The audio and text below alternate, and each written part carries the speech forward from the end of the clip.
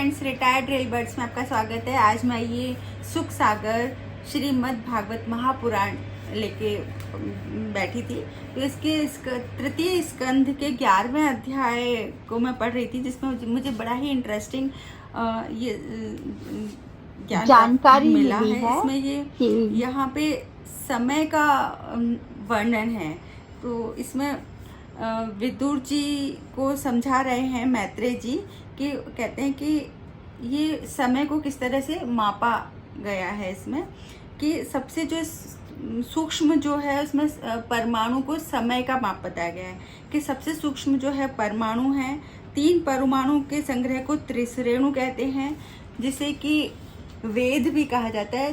3 वेदों के बराबर एक लव होता है और 3 लव का एक निमेष जानना चाहिए। 3 निमेष का एक क्षण होता है और 5 क्षण की बराबर एक काष्ठा जाननी चाहिए। 15 काष्ठा की एक लघुता कही है।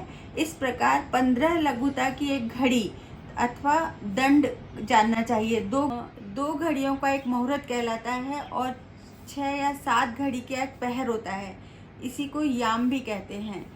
और 4 पहर का एक दिन तथा 4 पहर की एक रात अथवा 8 पहर मनुष्यों के एक दिन रात के समान होता है। 15 दिन का एक पक्ष कहा जाता है।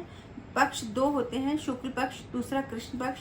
इसी प्रकार ये 30 दिन के 2 पक्ष और एक शुक्ल पक्ष तथा कृष्ण पक्ष को मिलाकर एक माह होता है तथा 2 पक्षों का एक मास होता है। 2 माह की ऋतु होती है और 6 माह का एक अयन होता है। अयन भी 2 होते हैं, उत्तरायण और दूसरा दक्षिणायन।